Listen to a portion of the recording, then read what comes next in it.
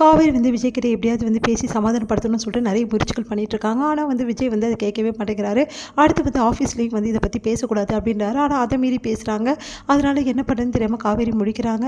இந்த சூழ்நிலையில் காவேரி ரொம்ப கோச்சிக்கிறார். விஜய் எல்லா இடத்துலையும் போஸ்ட் வச்சு ஓட்டிட்டேன், இப்போ பாரு எனக்கு வேறு பிஸ்னஸ் கூட வரல அப்படின்னு சொல்லிட்டு செமையாக திட்டுறாரு. இதனால் காவேரி ரொம்ப மனசு கஷ்டப்படுறாங்க. அடுத்து வந்து காவேரி சமையல் பண்ணி வைக்கிறாங்க. ஆனால் விஜய் வந்து வேணுமே வந்து அப்படியே பார்த்து முறைச்சிக்கிட்டு ரொம்ப கஷ்டப்பட்டு சாப்பிட்றாரு. அடுத்து வந்து காவேரி கிட்ட வந்து பேசவே மாட்டேங்கிறார், ரொம்ப அவாய்ட் பண்ணுறாரு. இதெல்லாம் பார்த்து ராகினி ரொம்ப சந்தோஷமாக இருக்காங்க, என்ஜாய் பண்ணிட்டு இருக்காங்க. பாட்டி வந்து கேட்குறாங்க, ஏன் இப்படிலாம் பண்ண அப்படின்னு சொல்லிட்டு, இல்லை பாட்டி அவங்களுக்கு சர்ப்ரைஸ் கொடுக்க தான் பண்ணேன் அப்படின்னோடனே, நீ பண்ணுறது கொஞ்சம் கூட சரியில்லை அப்படின்னு சொல்லிட்டு திட்டிட்டு போகிறாங்க. எல்லாம் இந்த ராகினியால் தான் நான் திட்டு வாங்குறேன் அப்படின்னு சொல்லிட்டு காவேரி மனசு கஷ்டப்படுறாங்க. அடுத்து வந்து தாத்தா வந்து காவேரி கிட்ட சொல்கிறாரு, நீ கவலைப்படாதவா நான் பேசுகிறேன்னு சொல்கிறாரு. காவேரி வந்து என்ன பண்ணுறதுன்னு தெரியாமல், விஜய் எப்படி சமாதானப்படுத்துன்னு தெரியாமல் யோசிச்சுட்டே இருக்காங்க. ஒரு விஷயமா வந்து காவேரி வந்து பண்ண விஜய்க்கு வந்து கோவம் தான் வருது.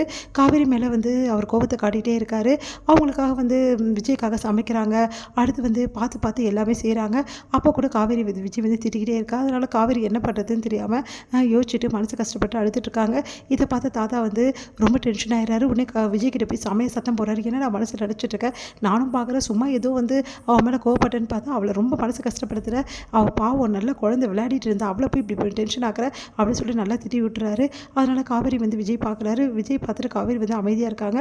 அப்போ வந்து என்ன பண்ணுறாரு, விஜய் வந்து அழுதுட்டு இருக்க காவேரி கையை பிடிக்கிறாரு. உடனே வந்து சரி என் மேலே கோவமா அப்படின்றாரு. நீங்கள் தான் என் மேலே கோச்சிட்ருக்கீங்க அப்படின்றாங்க. சரி ஓகே, இதுக்கப்புறம் கோவப்பட மாட்டேன் போதுமா, நீ பண்ணோன்னே எனக்கு கோவமாக வந்துச்சு காவேரி, வெளியே எல்லா இடத்துலையும் போஸ்ட் வச்சு ஓட்டிட்டியா, அதனால எல்லோரும் என்னை கிண்டல் பண்ணுற மாதிரி இருந்தது, அதனால தான் காவேரி, வேறு ஒன்றும் இல்லை. சரி ஓகே, நான் மன்னிச்சிட்டேன், இதுக்கப்புறம் வந்து நான் திட்டமாட்டேன், ஓகேவா. இல்லைங்க, நீ திட்டினாலும் பரவாயில்ல, அதுக்குன்னு இவ்வளோ திட்டுவீங்களா அப்படின்னு சொல்லிட்டு என்னாலே ஒன்றும் பண்ண முடியலங்க, நீங்கள் ரொம்ப திட்டுறீங்களா, என்னால் ஒன்றுமே பண்ண முடியல, இது வரைக்கும் இவ்வளோ திட்டு நான் வாங்கினதே இல்லை, எங்கள் வீட்டில் கூட எங்கள் அம்மா என்னை திட்டுவாங்க, ஆனால் வந்து இவ்வளோ நான் ஸ்டாப்பாக திட்டவே மாட்டாங்களா, அதனால் எனக்கு ரொம்ப புதுசாக இருந்தது, எனக்கு என்ன செய்கிறதுனே தெரியல, நான் இது வரைக்கும் சொல்கிறேங்க, யாரை பார்த்தும் நான் பயந்து ஓடினதே கிடையாது, எதிர்த்து நிற்பேன், ஆனால் முதல் முறையாக உங்கள் திட்டுக்கு நான் ரொம்ப பயந்துட்டேங்க, உங்களை பார்த்தாவே எனக்கு பயமாக இருக்குது, எங்கே நீங்கள் திட்ட போகிறீங்களோ சொல்லிட்டு பயந்து ஓடிட்டுருக்கேன் அப்படின்னோட, சரி ஓகே, இதுக்கப்புறம் நான் திட்ட மாட்டேன்னு சொல்கிறேன்ல அப்படின்னு. நிஜமாவா அப்படின்னு சொல்லிட்டு காவேரி வந்து தோளில் அப்படியே சாயிறாங்க. விஜயும் வந்து அப்படியே வந்து யோசிச்சுட்டு அப்படியே வந்து தட்டி கொடுக்குறாரு. இங்கே 2 பேருமே வந்து தன்னை மறந்து அப்படியே வந்து யோசிச்சுட்ருக்காங்க, அப்படியே சாஞ்சிக்கிட்டு. அடுத்து வந்து இங்கே என்ன பண்ணுறாங்கன்னா, ராகினி வந்து செம டென்ஷனாக இருக்காங்க. அப்பா எப்படியோ இவங்க 2 பேரும் இப்படியே வந்து சந்தோஷமாக இல்லாமல் 2 பேரும் சண்டை போட்டுன்னு இருந்தால் எனக்கு சந்தோஷம் தான் அப்படின்றாங்க. 2 பேரும் வந்து சிரித்து பேசி கீழே இறங்கி வராங்க. அதை பார்த்து ராகினி அதிர்ச்சி அடைகிறாங்க.